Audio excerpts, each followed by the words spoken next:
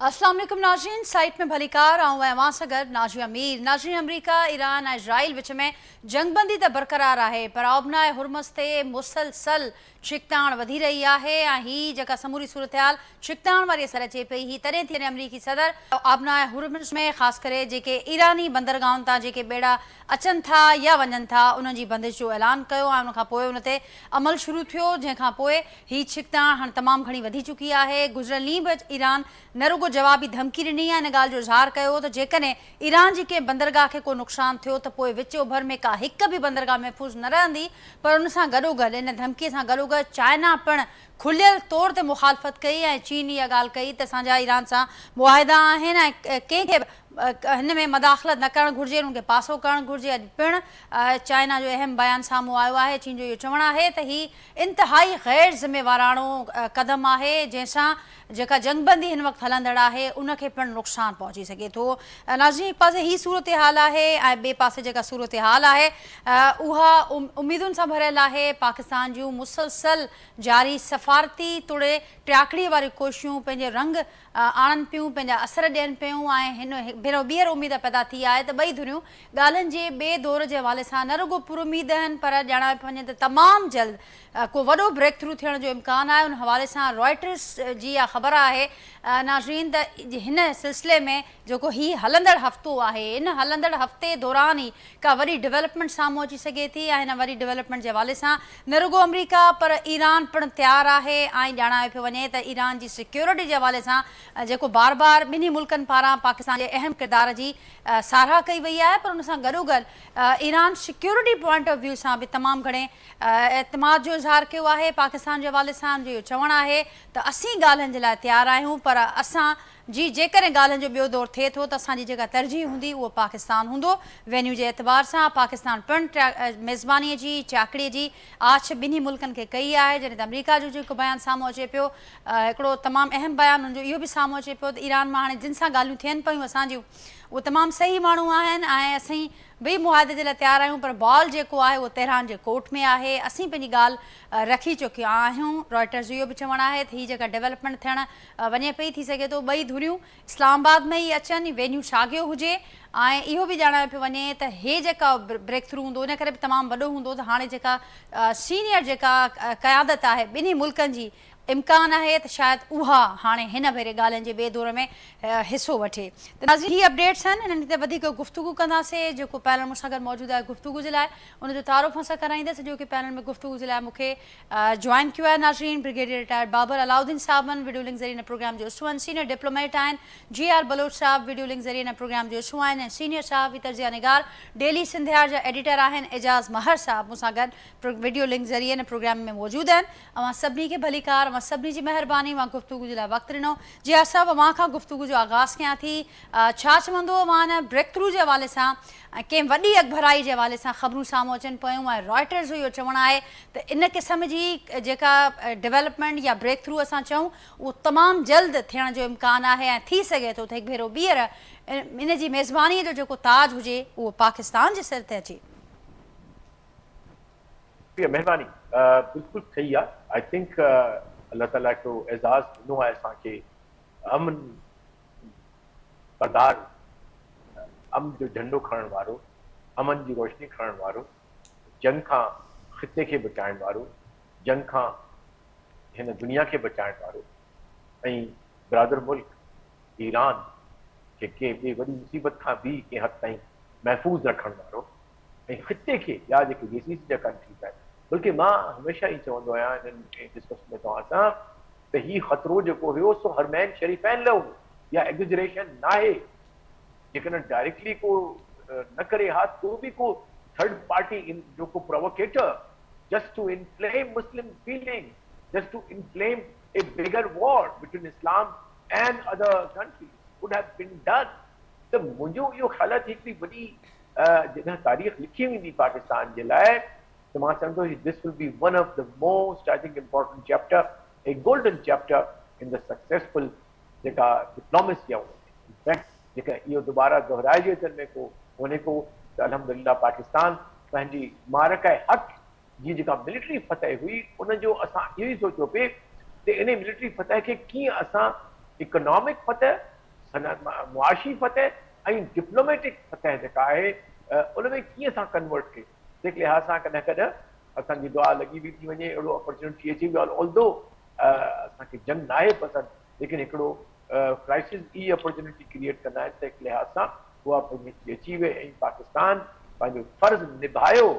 It really responded to the call of duty. मां हिनखे call of the duty चवंदुसि, इन करे नॉट ओनली कि as a neighbour as a, लेकिन सब खां अहम ॻाल्हि इहा आहे त एज अ रिस्पॉन्सिबल स्टेट हिकिड़ो क्राइसिस जेकॾहिं आहे पाड़े में, त you have to say what has to be said, you have to do what you can do.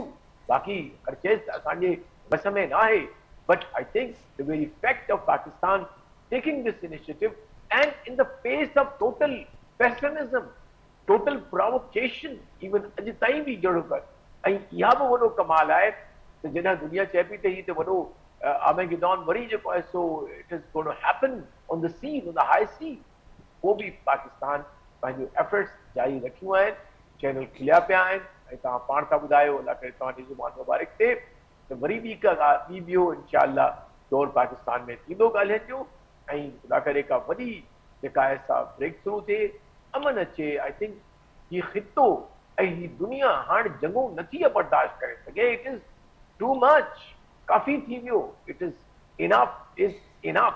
ऐं ख़ासि तरह मुसलमाननि जो खून काफ़ी वही वियो, केतिरो अञा वहाईंदव. हाणे त सची ॻाल्हि आहे, कंहिं मूंखां पुछियो त तव्हां लिखो था एतिरा सारा आर्टिकल, मूं हुनखे चयो त अब तो दुख के साथ रहने की आदत पड़ गई है. वाकई रोज़ तव्हां सां करे वञी, it takes time for us to unwind. इहो जेको दुख जंहिंखे असां रिपीट था कयूं, ॿुधूं था तव्हांजे साम्हूं, इट इज़ नॉट दफ़ाज़ी, it is not publicity. I don't want, nobody wants जेके बि वेठा आहिनि intellectual, it's all from our heart, from our soul, that दर्द उठे थो, दुख थिए थो, ॾिसूं था. सो आई थिंक अब इस दर्द को खत्म होना चाहिए, अमन आना चाहिए, और इंशाल्लाह आएगा. इंशाल्लाह होप्स हाय. जियार साहब हमारी गाल के आगे बुधाइंदा. ब्रिगेडियर साहब, आप क्या कहेंगे? एक तरफ हम देख रहे हैं कि अमन के हवाले से ना सिर्फ उम्मीदें हैं बल्कि भरपूर कोशिशें हमें नज़र आ रही हैं, और उन कोशिशों के असरात भी हम देख रहे हैं, और एक बार फिर से पाकिस्तान को एक अहम जिम्मेदारी, एक अहम जिसका जो एतराफ़ है वो सारी दुनिया करते हुए इस वक्त दिखाई दे रही है, वो भी मिलने के इम्कानात हैं. लेकिन साथ साथ हम देख रहे हैं कि बदस्तूर जो कशीदगी वाली सूरत हाल है ओबनाए हुर्मुज़ पर, उसमें मज़ीद इजाफा हो रहा है, और ख़ास करके ये नाकाबंदी के बाद की जो सूरत हाल है, इसको आप कैसे देख रहे हैं? ईरान ने तो बताया कि वो क्या कर सकते हैं, क्या रद्दमल दे सकते हैं. चाइना के भी बड़े बयान सामने आ रहे हैं, बड़ी खुलकर मुखालफत सामने आ रही है. चाइना का क्या रद्दमल आप एक्सपेक्ट किया जा सकता है इस सूरत हाल में?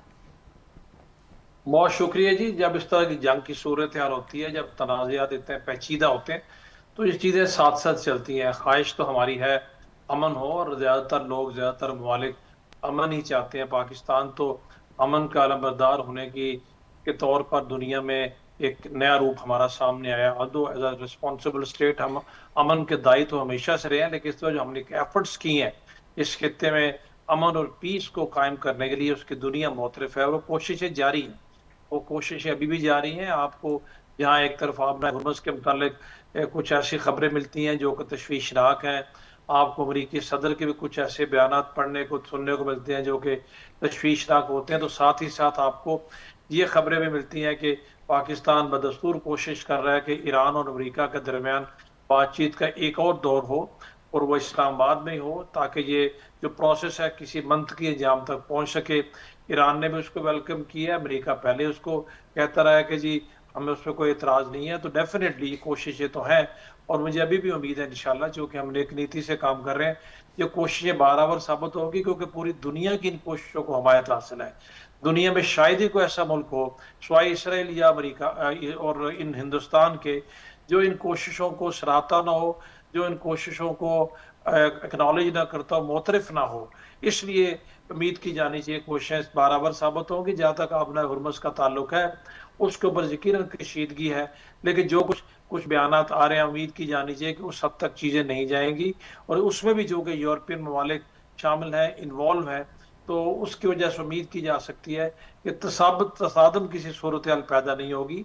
आबना हुरमज़ एक बड़ी अहम आबी गुजरगाह है, उसमें से जहाज़ों की तजारत के हवाले से आमदोरफ्त को यकीनी बनाना ज़रूरी है। ईरान को भी ताउन करना चाहिए और अमेरिका को भी कशीदगी को एक हद से आगे नहीं लेके जाना चाहिए। आपने चीन की बात की, चीन के वजारत खारजा की और उनके चीनी सदर प्रेसिडेंट जी के भी 2 से 3 बयानात मीडिया के जरिए सामने आए हैं, जिसमें चीन ने 2 ख्यालात का इजहार किया है। एक तो चीन ने सख्ती से तरदीद की है कि उन्होंने अमेरिका का जो इल्ज़ाम है कि चीन ने कुछ मिलिट्री इक्विपमेंट ईरान को दिया है, उन्होंने सख्ती से तरदीद की है और उन्होंने कहा है कि बिल्कुल ऐसी खबरें नहीं है और अगर अमेरिका ने को टैरिफ लगाने की कोशिश की तो चीन भी रिएक्ट करेगा। लेकिन इससे बड़ी खबर ये थी कि चीन ने यह भी कहा है कि दुनिया में तोसी पसंदाना अज़ाइम तो नहीं रखता, वो इस तरह के कॉन्फ्लिक्ट में नहीं पड़ते। हाँ, वो ये ज़रूर कोशिश कर रहे हैं कि दुनिया को उन तोसी पसंदाना अज़ाइम से या उन कुव्वतों से दूर रखा जाए तो जो दुनिया के ऊपर अपना एक लिहाज से हेजेमोनिकली ये समझते हैं कि दुनिया पे उनका हक है। तो चीन की तरफ से ये रिएक्शन आना अमेरिका के लिए पैगाम है कि इस इलाके में चीन भी अमन चाहता है और क्योंकि चीन इसी खित्ते के अहम मुल्क है, उम्मीद की जानी चाहिए कि अमन को एक डेफिनेट रीजनेबल फेयर चांस मिलेगा। अमेरिका की भी इसी में बेहतरी है, अमेरिका को भी लचक दिखानी चाहिए, ईरान को भी फ्लेक्सिबिलिटी दिखानी चाहिए। ऑलरेडी काफ़ी दोनों ममालिक ने दिखाई है, कुछ और दिखाएं, दरमियानी रास्ता तलाश करें। अपनी अपनी जो रेड लाइन्स डिक्लेयर की होती है ना जी, रेड लाइन आपके नेशनल इंटरेस्ट को देख के तो होती हैं। ईरान की रेड लाइन उनकी सर्वाइवल के लिए है।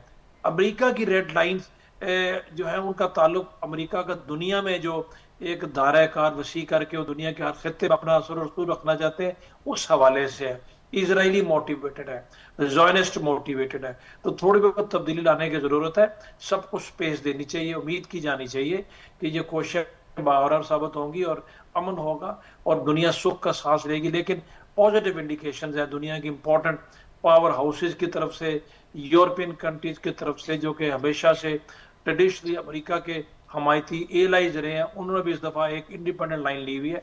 आज भी फ्रेंच प्रेसिडेंट का एक बयान सोशल मीडिया पे आ रहा था कि उन्होंने ईरानी सदर और अमेरिकी सदर दोनों से बात की है कि दोनों स्पेस एक दूसरे को दें, डायलॉग रिज्यूम करें ताकि हम किसी कॉम्प्रीहेंसिव पैक्ट की तरफ जा सकें। जी, आपकी बात को आगे बढ़ाऊंगे। ब्रिगेड साहब एजाज मार साहब इस अगर मौजूद है। नाजरीन, एजाज साहब अवां कीअं ॾिसो पाण सूरत हाल आहे, ख़ासि जीअं ब्रिगेड साहब ज़िक्र कयो, जिया साहब ज़िक्र कयो, त इहे सभु शयूं गॾु गॾु हलंदियूं आहिनि। Considering the fact the diplomacy को इवेंट ना है पर कि पूरो हिकिड़ो प्रोसेस आहे, उन प्रोसेस तहत ही ये समूरियूं शयूं असांखे नज़र अचनि पियूं। ॼाणाए पियो वञे त ईंदड़ 48 कलाक बि अहम आहिनि। वज़ीर आज़म शहबाज शरीफ़ जा मुख़्तलिफ़ दौरा आहिनि, उनमें सऊदी अरब बि शामिल अचे पियो नालो, तुर्कीअ जो नालो बि अचे पियो ऐं जेके ईंदड़ ॻाल्हियुनि जो ॿियो दौरु आहे जेको ॼाणाए पियो वञे त थी सघे थो उहो तमामु अहम हूंदो ऐं वॾी उन में का अकबराई या को ब्रेक थ्रू थियण जो इम्कानु आहे। उन हवाले सां सभिनी मुल्कनि जो असांखे हिकिड़ो गॾियल किरदारु नज़र ईंदो। कीअं ॾिसो पिया इन सिचुएशन खे ऐं जेको नाकाबंदी वारी सूरत हाल आहे उन ते बि ज़रूरु कॉमेंट कजो। जी बिल्कुल, मां सम्झां थो त जॾहिं ॻाल्हियूं ख़तमु थियूं त उन वक़्तु सीज़ फायर ख़तमु करण जी ॻाल्हि न थी, इहा ई वॾी हिकिड़ी उमेद हुई ऐं उन खां पोइ डिप्लोमेटिक सतह ते डायरेक्टली ऐं इनडायरेक्टली ईरान जो राब्तो अमेरिका सां रहियो आहे ऐं मुख़्तलिफ़ तजवीज़ुनि जो हिकिड़ो जेको तबादलो बि थियो आहे ऐं उन में एक्सचेंज ऑफ थाट बि थिया आहिनि। त इहा हिकिड़ी सुठी ॻाल्हि आहे ऐं हिकिड़ी उमेद पंहिंजी जाइ ते मौजूदु आहे ऐं इन खे वधीक इंगाइण न घुरिजे त सुठी ॻाल्हि आहे ऐं इन जो कंक्लूसिव इन खे फौरी तौर ते बनाइणु घुरिजे। इहो ई सॼी दुनिया जे तव्हां ॾिठो त मुआशी तौर ते मुआशी असर जेके आहिनि उहे हिन पूरे जंग जा उहे पूरी दुनिया ते पिया आहिनि। त हिकिड़ी ॻाल्हि त भली इहा थी आहे त यूरोप जी अमेरिका मां जान छुटी ऐं यूरोप जेको आहे तव्हां ॾिसो त हाणे इंडिपेंडेंटली बिहेव पियो करे ऐं इटली त अॼु जेको आहे ऐलान कयो आहे त इसराइल सां जेको हुननि जो डिफेंस पैक्ट हुयो या जेको आहे उहो बि हुननि सस्पेंड कयो आहे। त ऐं अॻु में इटली जेको आहे त अमेरिका खे पंहिंजो एयर बेस जेको आहे उहा इस्तेमालु करणु न ॾिनी ऐं स्पेन जेको आहे उहो पाबंदी लॻाए छॾी। हाणे सॼो यूरोप जेको आहे उहो चाइना सां तव्हां ॾिसो त रीअलाइनमेंट कीअं पई थिए दुनिया में।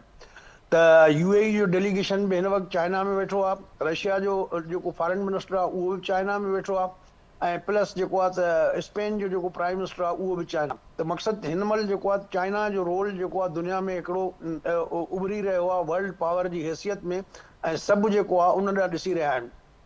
त अॼोके हिन जेको ब्लॉकेड वारे हवाले सां चाइना जे प्राइम मिनिस्टर स्टेटमेंट ॾिनो आहे, चाइना जी फॉरेन ऑफिस बि हिन ते कमेंट कयो आहे ऐं क्लियरली चयो आहे त हिते के जेको बि चाइना जे जेको इकनॉमिक इंट्रस्ट आहिनि उनखे जेकॾहिं को तकलीफ़ पहुचाईंदो या उनखे रुकावट बणिबो त चाइना उनजो जेको आहे त उहो चुप नथो रही सघे ऐं चाइना एक्शन खणंदो।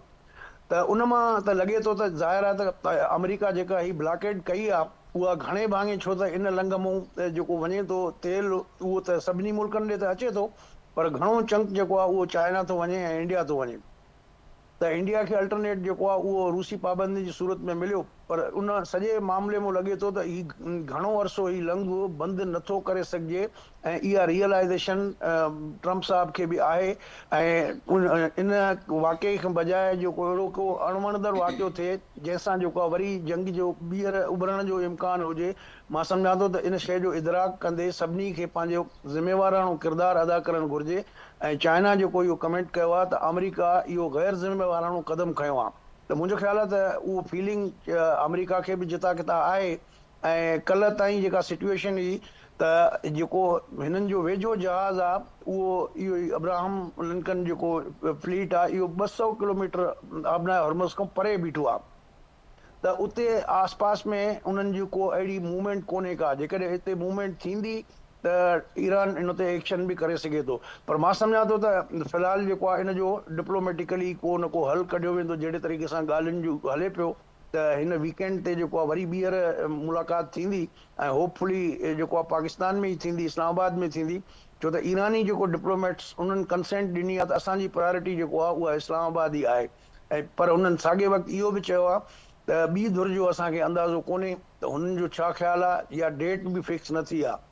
त होपफुली जेको राइटर जी स्टोरी आहे उन मां त ईअं थो लॻे त अरबा खां छंछर जे विच में किथे बि जेको आहे कहिड़ो बि ॾींहुं उहो मुक़ररु थी सघे थो।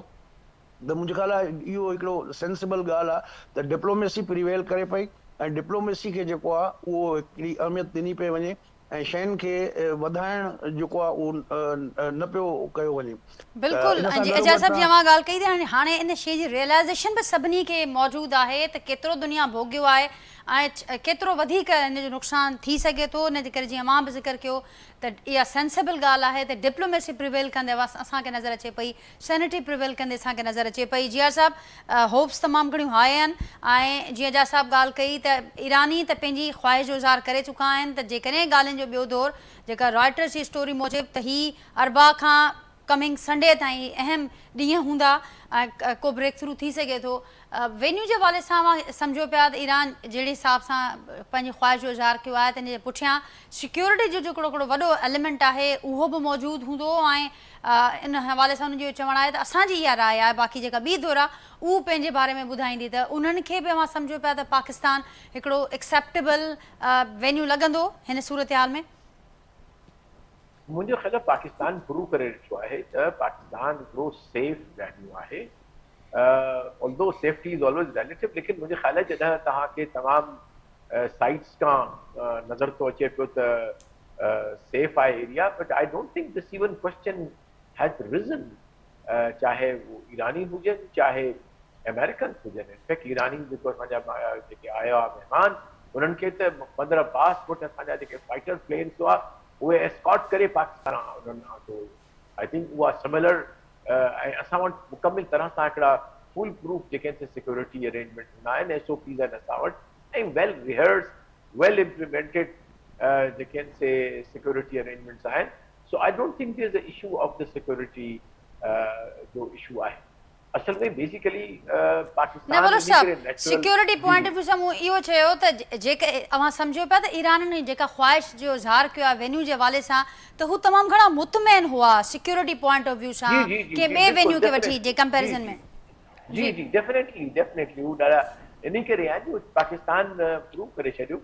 It actually proves my thesis which I was saying, because तव्हांजे क्वेश्चन में थोरो इहो ई लॻो त शायदि उन्हनि को कंसर्न कयो, विच आई नॉट सी।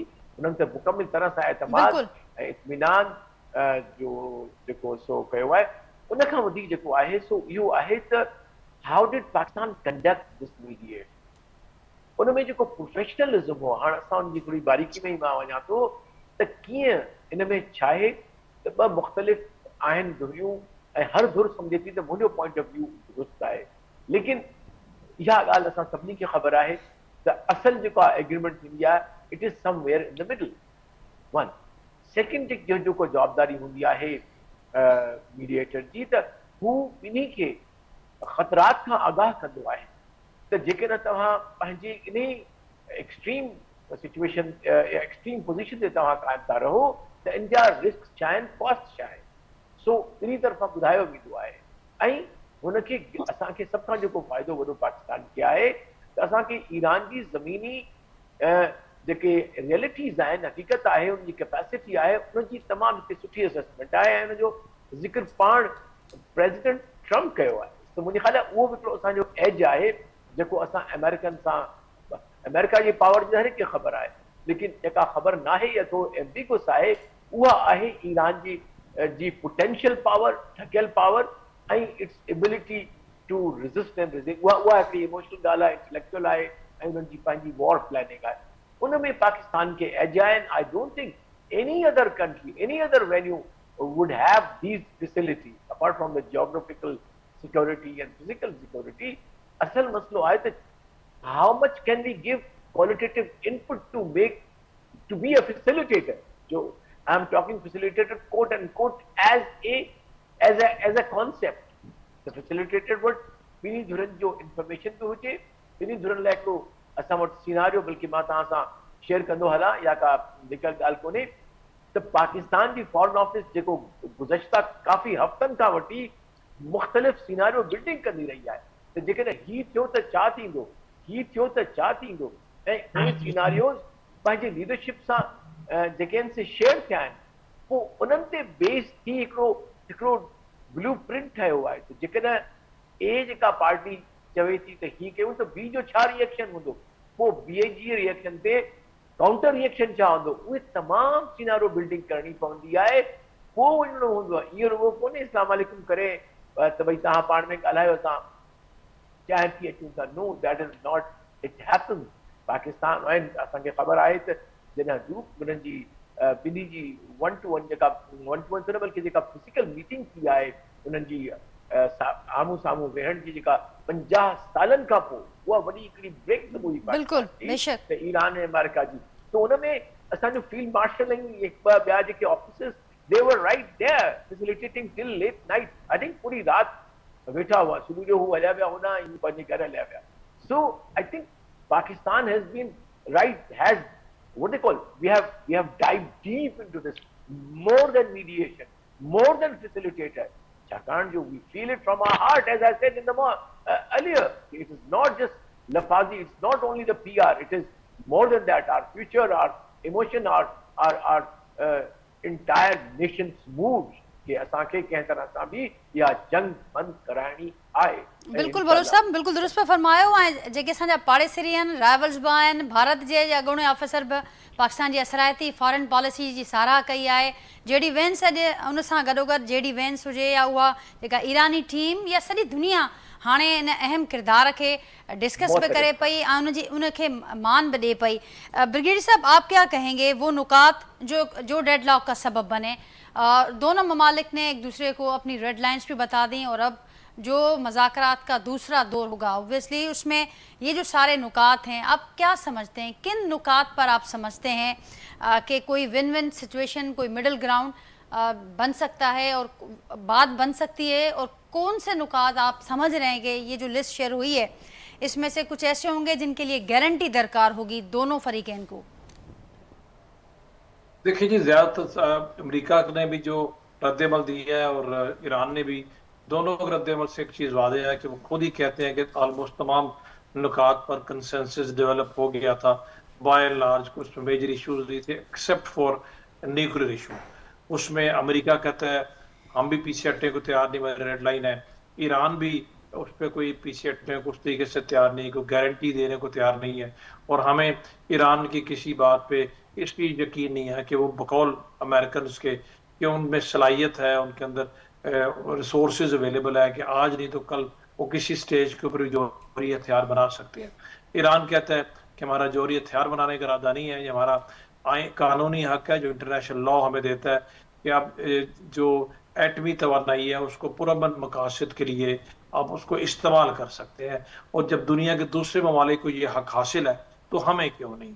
IAEA एक इंटरनेशनल इदारा है, यूनाइटेड नेशन के मैंडेट के नीचे काम करता है, उसकी रिस्पॉन्सिबिलिटी है ना कि अमेरिका या किसी और मुल्क की कि वो हमें डिक्टेट करे कि आप ये करें और ना करें। तो ये किसी टोटल मुल्क इशू की, है। आप समझते हैं बाकी किसी मुल्क की मुदाखलत से, किसी मुल्क की जमानत से, बल्कि ये कहना ज़्यादा मौजू होगा, ये मामला किसी सेटलमेंट को पहुंच सकता है। आज एक अमरीकी अखबार ने ये दावा भी किया है, उनकी रिपोर्ट थी कि ईरानी इन मुज़ाकरात के पहले दौर में भी 5 साल तक इस पर मुत्तफिक हो चुके थे, मतलब एक ऑफ़र कर चुके थे वो। तो आप समझते हैं किसी मुल्क की ज़मानत से या इस तरीके से ये मामला किसी सेटलमेंट को पहुंच सकता है? देखिए जी, कोई ऐसा दुनिया का मामला नहीं है जो सेटलमेंट तक ना पहुंचे जब आपके अंदर डिजायर भी है, विल भी है और एहसास भी है। अच्छी चीज ये है कि मुज़ाकरात किसी हतमी नतीजे पे तो नहीं पहुंचे, लेकिन अभी तक जंगबंदी जो 2 वीक्स की थी उसको किसी ने खत्म करने की बात नहीं की, कहीं किसी तरफ से कोई इस तरीके से ऑफेंसिव पोस्चर नहीं हुआ। ये अच्छी बात है, दोनों में रियलाइजेशन है कि उन्होंने ये मामला हल करना है और इसके बगैर हल नहीं हो सकता। जैसे ये मीडिया की रिपोर्ट्स इसका हमने जिक्र किया कि ईरान ने कहा कि 5 साल तक यूरेनियम की अफसूदगी को पेंड कर सकते हैं। अमेरिका इस पे नहीं मानता, वो कहते हैं व्हाट आफ्टर 5 ईयर्स। तो इस मामले को किसी टाइम फ्रेम में हल करने के बजाय मेरा ख्याल दरमियानी रास्ता यही है कि अमेरिका को किसी तरीके से यकीन दिला दिया जाए कि जोहरी हथियार ये नहीं बनाते, इनका पर्पस ये नहीं है, और ईरान को भी किसी हद तक ये यकीन दिला दिया जाए कि अमेरिका दोबारा से आपके ऊपर इस प्रीटेक्स्ट पे हमला नहीं करेगा। यहाँ पर बात आती है गारंटी की। पाकिस्तान तो मौजूद है, पाकिस्तान की दोनों रिस्पेक्ट करते हैं, पाकिस्तान पे दोनों को यकीन है, पाकिस्तान तो अपनी तरफ से इस चीज को दोनों के कॉन्सेंट से देने को तैयार है। लेकिन जैसे आपको मैंने कहा, अभी यूरोपियन कंट्रीज भी इस हद तक बीच में है कि बारहा वो दोनों साइड्स के ऊपर इस चीज का दबाव डाल रहे हैं कि आप जल्दी से मुआहदा करें ताकि जंग का मसला ये अमन हो, जंग का मसला हल हो। चाइना भी ये कह रहा है, रशिया भी ये कह रहा है। तो ये तमाम ममालिक जो है ये मिलके भी कोई गारंटी दी जा सकती है, और इनमें से कोई 1-2 मुल्क ऐसे हैं, अगर ईरान का इत्मीनान पाकिस्तान और लेट्स से चीन पे है तो अमेरिका भी बता सकता है कि जी मुझे किस पे एतमाद है। तो वही मैं कहना चाह रहा हूँ जी, अगर डिजायर है, जो कि यकीनन लगती है डिजायर है, तो इसका भी हल निकल आएगा। लैक ऑफ ट्रस्ट था, बहुत पुराना एनविटी है, बहुत पुराना इशू है, इसराइल को मेजर इश्यूज हैं इससे। उस बना के ऊपर अभी इतनी जल्दी इस चीज के ऊपर सेटल होना एक्सपेक्टेड था कि इसके ऊपर ही डेडलॉक होगा। अब लोग तो कह रहे थे कि और 1-2 इश्यूज के ऊपर डेडलॉक हो जाएगा, लेकिन वो इश्यूज भी कभी किसी ने सोचे थे कि वहां पर इस तरह का डेडलॉक नहीं हुआ, इसी पे हुआ है। तो इसका भी हल निकल आएगा। जैसे मैं बार बार कह रहा हूँ कि जैसे ये रिपोर्ट्स आ रही हैं कि डायलॉग रिज्यूम होंगे, और अभी जिस वक्त हम ये बात कर रहे हैं इस वक्त भी अप्रैली तो खामोशी है, लेकिन बिहाइंड द सीन अभी भी बहुत सारी एक्टिविटीज चल रही हैं। पाकिस्तान मुसलसल कोशिशों में है। पाकिस्तान के प्राइम मिनिस्टर का दौरा सऊदी अरेबिया, तुर्किया, कोई आइसोलेशन तो नहीं है ना जी। पाकिस्तान के चीन के साथ मुसलसल राब्ता, पाकिस्तान का कनाडा, बरतानिया, जर्मनी, फ्रांस और इवन रशिया के साथ राब्ता। रीजन तो आजकल यही है, बुनियादी नुकता तो यही है। इसलिए मैं उम्मीद करता हूँ, आखिरी बात यह है कि जितना pressure at home, back home Donald Trump के ऊपर डेवलप हो चुका है, उस प्रेशर को कब तक वो खातर में नहीं लाएंगे, वो सबसे बड़ा प्रेशर होता है। याद रखें, डोनाल्ड ट्रंप ने अपना एक इंतखाबी नारा रखा था, make America great again mega.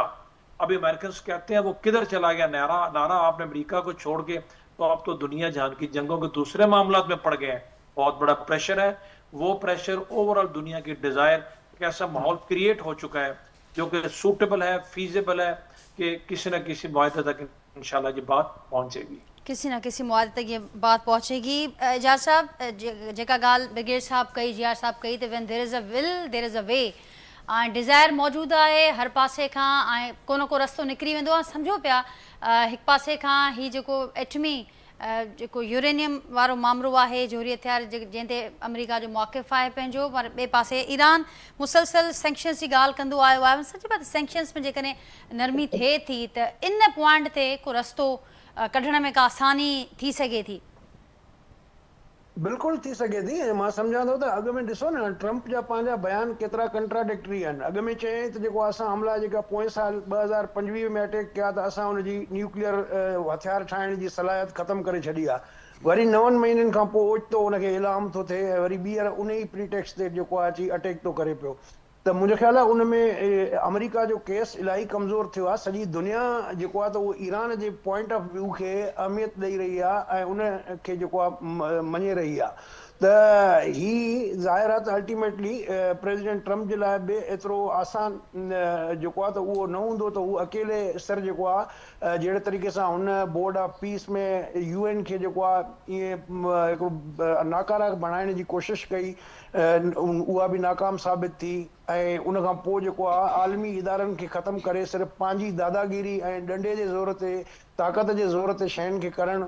त उन सिलसिले में इन तनाज़ुर में मूं अॻु में बि ॻाल्हायो त चाइना बि अॼु इशारो ॾिनो आहे त इंटरनेशनल लॉ जेको आहे उनखे रिस्पेक्ट मिलणु घुरिजे ऐं उन जे दायरे में रही सभिनी खे कमु करणु घुरिजे ऐं केर बि पंहिंजो जेको आहे अकेली पंहिंजी ख़्वाहिश मुताबिक़ जेको आहे उहो आलमी मामलात खे या इलाक़ाई मामलात में उन में असर रसूख़ ईअं इस्तेमालु न करे।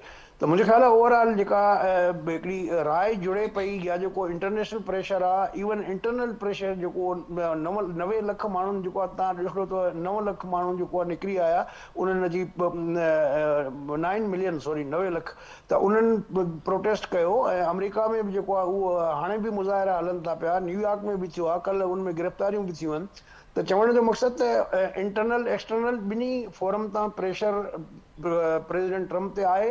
हू जेको मूंखे लॻे थो त जेको हिननि एग्रीमेंट ते एग्री न कयो हिते इस्लामाबाद में, उहो शायदि हू लिबनान ऐं इसराइल जी जेके ॻाल्हियूं रखियल हुयूं त उन सिलसिले में जेको आहे हू टाइम गेन पियो करणु चाहे। त अॼु उन्हनि जूं वाशिंगटन में रूबियो सां मुलाक़ात जी आहे त उन जो जेको बि आउटकम ईंदो उन खां पोइ थी सघे थो त ही एतिरो डिघो अरसे ताईं इहो मामिलो न हले ऐं ही जंगबंदी जो बाज़ाब्ता ऐलान थी वञे। ऐं जेके तकरारी मामला आहिनि उन्हनि में अमेरिका इहो प्रेसिडेंट ट्रम्प जो तव्हांखे यादि हूंदो त कुझु अर्सो अॻु हुन इहो चयो त ईरान जो जेको इनरिच यूरेनियम आहे उहो असां खणी ईंदासीं, असां पंहिंजे हुन जे लाइ इस्तेमालु कंदासीं। त उन ते मुंहिंजो ख़्यालु आहे ईरान में बि एग्री न करे उहो पाकिस्तान, रशिया या चाइना मां कंहिं बि अणधुरे टिनि मुल्कनि जो ऑप्शन ॾेई सघे थो त तव्हां उन्हनि वटि अमानतनि रखायो। ऐं टाइम पीरियड जेको आहे मुंहिंजो ख़्यालु आहे त उहो 5 सालनि जो उन्हनि ऑफर कई आहे त उहो उन ते बि अॻिते पोइते थी सघे थो। त हाणे अहिड़ो को वधीक बोन ऑफ कंटेंशन अहिड़ो न आहे इशू सवाइ अनाउन जे। ऐं उहे मां सम्झां इसराइल ऐं लिबनान वारो जेकॾहिं को पेशरफ़ थिए थी अहम त उन खां पोइ ही बि जेको आहे फौरी तौर ते थी वेंदी। ठीकु है, जैसा मां उन खां सवाइ ही पूरी एक्सरसाइज़ तव्हांखे नज़र आई, सॼी दुनिया जो नज़रूं इस्लामाबाद ते हूं ऐं हिन वक़्तु बि उहे एफर्ट्स हलंदड़ आहिनि। पर हिन सॼी एक्सरसाइज़ में किथे बि हेड ऑफ स्टेट आसिफ ज़रदारी साहब सदर मुमलिकत असांखे किथे बि कोन नज़र आया। अॼु हिकु वज़ाहत बि साम्हूं अचे पई, पीपल्स पार्टी खां सवाल बि थियनि पिया, हिकिड़ी वज़ाहत साम्हूं आई त अहिड़ी का ॻाल्हि कोन्हे ऐं बज़ाहिर पीपल्स पार्टी तरदीद पई करे त बाईपास न कयो वियो आहे ऐं इन्हनि समूरी एफर्ट्स में ज़रदारी साहब जो बि रोल हो। अवां उते मौजूदु रहिया हो, इस्लामाबाद में आयो ऐं असां ॾिठोसीं ठीकु उन ॻाल्हियुनि वारे ॾींहंनि ते ई सदर ज़रदारी साहब टंडो लाहियार में मौजूदु हुआ 2 ॾींहंनि जे हिकिड़े निजी दौरे ते। कीअं ॾिसो पिया इन शइ खे छा चवंदो मां? ॾिसो ॻाल्हि इहा आहे त उहो त पीपल्स पार्टी बाय चॉइस जेको आहे पाण हुकूमत जो हिसो न आहे, हुकूमत जी हिमायत ज़रूरु कनि था। अॻु में बिलावल साहब फॉरेन मिनिस्टर रहियो त हाणे उन्हनि जो को अहिड़ो रोल कोन्हे को, त हीउ सॼो इनिशिएटिव जेको आहे उहो हुयो प्राइम मिनिस्टर साहब जो। ऐं प्लस जेको आहे त ॿी हिकिड़ी ॻाल्हि बि इम्पॉर्टेंट आहे त इन में पीपल्स पार्टी जो तव्हांखे यादि हूंदो त ईरान सां इलाही वेझो तालुक़ु रहियो आहे। उहो गैस पाइपलाइन शुरू कराइण हुजे या कुझु मामला हुजनि त थी सघे थो ज़रदारी साहब पाण खे इन शइ खां थोरो परे रखणु घुरंदो हुजे त किथे को अमेरिका न नाराज़ थिए या ईरान न नाराज़ थिए। ऐं कॉन्स्टिट्यूशनली बि जेको आहे उन्हनि जो इहो बीइंग अ प्रेसिडेंट इहो रोल बणिजे नथो। त मुंहिंजो ख़्यालु आहे इहो हुकूमत जे बिहाफ ते हुकूमत खे ई करिणो हुयो, उन्हनि खे ई इहे सभु शयूं मैनेज करणियूं हुयूं ऐं ज़रदारी साहब जेको आहे एहतियात पाण बि कयो हुजे हिन मामले में। ठीकु जी साहब, छा चवंदो मां आख़िर मां खां ज़रूरु पुछंदसि जेका ॻाल्हि एजाज साहब कई त ही जेको हिन वक़्तु ताईं असांखे सूरत हाल नज़र अचे पई, थोरो टाइम गेन करण जी कोशिशि थी आहे ऐं हुनजो हिकिड़ो वॾो सबबु असांखे लिबनानी सां जेका टॉक आहे उहो बि थी सघे थो, हुनजो आउटकम बि थी सघे थो, उनखे कीअं पिया ॾिसो मां? सो ही हिकिड़ी डिस्ट्रैक्शन हुई लेबनान, लिहाज़ा इन ते मूंखे एॾो वॾो कॉमेंट नाहे करणु। let me just reflect on the थियण वारो छा आहे या थी मुंहिंजे नज़र में, मुंहिंजी पंहिंजी हकीर राय में, त हिकिड़ी वॾी strategic error of judgment हुई by US, which was fed by Netanyahu, the liar, the शैतान. ऐं हुनजो हिकिड़ो एजेंडा हो त कंहिं तरह सां ईरान खे हिकिड़ी नॉन फंक्शनल स्टेट बनाए छॾिजे, इराक जे तर्ज़ ते, सीरिया जे तर्ज़ ते. ऐं हू अञा ताईं बि इन ई जेसि ताईं आहे पावर में, हू कंहिं न कंहिं तरीक़ेकार सोचींदो रहंदो ऐं कंदो रहंदो. उन जे ख़िलाफ़ ई ईरानियुनि जो इहो आहे मौक़िफ़ त हाणे जंग दुबारा शुरू न थियणु घुरिजे. ईअं न थिए त असां एग्रीमेंट कयूं, वरी साल खां पोइ नेतन्याहू तव्हां ते प्रेशराइज़ करे तव्हांखे, या नेतन्याहू जो को ॿियो अची वञे बचो, उहो करे तव्हां ते ऐं तव्हां वरी चढ़ी दौड़ो. No, that can not happen. And I think उन में पाकिस्तान भी उन सां मुतफ़िक़ आहे, गल्फ रीजन भी मुतफ़िक़ आहे, ऐं दुनिया भी, जंहिंमें वॾा मुल्क जेके चाइना आहिनि. छाकाणि जो हुन ॾिठो आहे त हाणे any other instability in this region is going to destroy the economy. So now it's about the economic survival of the concerned countries in the region and beyond. In fact, global economic linkages achieve and which are natural because we चाहे वो के पसंद करे ना करे America, but it is a global village. It is an interconnected world. It is an interdependent world. So I think that they cannot wish away. That be the case. किथे भी जंग थिए थी, ऐं ख़ासि तरह जंग अहिड़े वाइटल एरिया में जेको एनर्जी जो सोर्स आहे पूरी दुनिया जो, इट इज़ नॉट एक्सेप्टेबल. त मुंहिंजो इहो ख़्यालु आहे त हाणे जेकॾहिं इन जंग खां पोइ को अहिड़ो लाहे अमल अचे थो, अहिड़ो पीस प्लान अचे थो जेको इन ई मसइले खे वंस फॉर ऑल रिसॉल्व करे ऐं को पाथवे ॾे त जेको रूट कॉज आहे पैलेस्टीनियन स्टेट जे ठहण जी ॻाल्हि, इज़राइल जी ऐं फ़लस्तीन जो जेको मसइलो आहे, उन तरफ़ जेको आहे सो पेशरफ़्त थियणु घुरिजे, को रोड मैप ठाहिणु घुरिजे, ताकी रूट कॉज खे जेसिताईं पाण एड्रेस नथा कयूं तेसि ताईं इहे जंगूं बार बार थींदियूं नज़र ईंदियूं. जेसिताईं रूट कॉज, पहिरियों स्टेप बिल्कुलु जेसिताईं रूट कॉज खे डील न कयो वेंदो तेसिताईं मामला असांखे नज़र अची सघनि था इन फ्यूचर. ब्रिगेडियर साहब, फाइनल कमेंट आपका. इसराइल फैक्टर का जिक्र किया जियार साहब ने, क्या कहेंगे आप? जी, एक इसराइल फैक्टर तो खैर हमेशा रहेगा. नेतन्याहू की सूरत में हर वक्त डिट्रैक्टर्स, स्पॉयलर्स रहते हैं. उसका काम ही ये है, उसका और कोई काम है ही नहीं. वो तो दुनिया में हर तरफ अगर आप देखें तो नेगेटिविटी, नफरत, तबाही, यही ज़ायनिज़्म की बेसिकली थ्योरी ये है. ऊपर से उनको यहाँ पर हिंदू फंडामेंटलिस्ट RSS का दाई मूडी मिल गया हुआ है. तो इस तरह के लोगों से अच्छी उम्मीद तो नहीं रख सकते. लेकिन अच्छी बात यह है कि दुनिया में अवेयरनेस है, यूरोप में अवेयरनेस है, जो इनके natural after second world war इनके लिए गर्म जो गोशा हमेशा से रखते हैं. कि अभी आप देखें ना, जिस तरीके इटली ने इनसे अपना दफाई मुआहदा मनसूख किया है और दुनिया के दूसरे यूरोपियन मालिक ने अमेरिका को अपनी स्पेस, अपनी सरजमीन इस्तेमाल नहीं करने दी, और इसराइल की तरफ लोगों के काफ़ी हद तक तनकीद भी उनके ऊपर हो रही है. इस चीज़ को जाहिर करता है कि इसराइल नेतन्याहू की सूरत में खुद तो आइसोलेट था ही था, अमेरिका को भी आइसोलेट कर दिया है.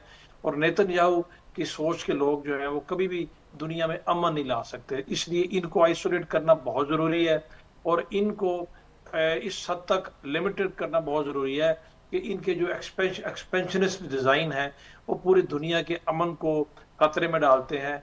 और बिल्कुल बलोच साहब ने ठीक कहा, मैं भी इत्तफाक करता हूँ. रूट कॉज दुनिया के बदअमनी की मिडल ईस्ट है, रूट कॉज फ़लस्तीन का मसला है, और रूट कॉज जो है वो नेतन्याहू जैसे शैतान याहू जैसे लोगों का वो नजरिया, वो सोच है.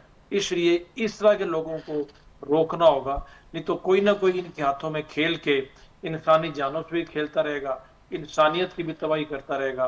और इस तरह के लोग खुद तो चले जाएंगे लेकिन पीछे एक इतना बड़ा बैगेज छोड़ जाएंगे, जिस बैगेज के ऊपर सवाए आंसू बहाने के या उसके ऊपर बैठ के मातम करने के कुछ भी नहीं होगा. लेकिन मुझे उम्मीद है कि दुनिया में इतनी अवेयरनेस है कि इस तरह के लोग जो है वो भी उस तरीके से अपनी पॉलिसीज को आगे नहीं बढ़ा सकते. ये जो तनाज़ा ईरान, अमेरिका और इसराइल का है, इसमें से एक पॉजिटिव ये भी निकाला जा सकता है कि इसराइल नेतन्याहू के ओवरऑल रवैये और अमेरिकन की तरफ डोनाल्ड ट्रंप की तरफ से उसकी तरफ झुकाव ने इनको आइसोलेट बहुत कर दिया है. ये एक अच्छी पॉजिटिव चीज दिख रही है. अदरवाइज इतने आइसोलेट ये कभी ना होते. और जितना दुनिया आज रियलाइज कर रही है कि इसराइल ही नेतन्याहू तमाम बुराइयों की जड़ है, शायद इतना इन्होंने रियलाइज 1 लाख फ़लस्तीनियों, मासूम फ़लस्तीनियों के गज़ा में शहीद होने के बाद भी न किया हो। Thank you so much brigadier साहब, वेरी वेल सेड। बहुत इंपॉर्टेंट। इजाज़ साहब अवां जी भी वरी महिरबानी, GR बलोच साहब अवां वक्त नो अवां जी वरी महिरबानी। नाज़रीन, एक्सपर्ट जी गुफ्तगू आं ॿुधी जेका करंट सूरत हाल आहे, तेज़ी सां डेवलपमेंट्स थियनि पियूं ऐं जीअं इते मौजूदु एक्सपर्ट्स बि चवणो त डिप्लोमेसी को हिकु इवेंट कोन्हे बल्कि उहो हिकु पूरो प्रोसेस आहे, ऐं प्रोसेस हलंदड़ आहे। उन प्रोसेस जी इहा असांखे नज़र अचनि पियूं इहे डायनामिक्स त हिकु पासे खां असां ॾिसूं पिया त छिकताण बि आहे त ॿिए पासे खां एफर्ट्स बि आहिनि ऐं एफर्ट्स हिन वक़्तु प्रिवेल कंदे, डिप्लोमेसी प्रिवेल कंदे, सैनिटी प्रिवेल कंदे असांखे नज़र अचे पई, छाकाणि त सॼी दुनिया खे जीअं हिते ॻाल्हि हले पई रियलाइज़ेशन बि आहे ऐं अमुन जी उमेद पई आहे। नाज़रीन, मां का इजाज़त वठां जो कि प्रोग्राम मां पंहिंजे फीडबैक खां असांखे आगाह कजो। वरी सुभाणे मां सां मुलाक़ात थींदी सेम टाइम ते नए मौज़ू ऐं महिमाननि सां गॾु। तेसिताईं ॾींदा इजाज़त। अल्लाह हाफ़िज़।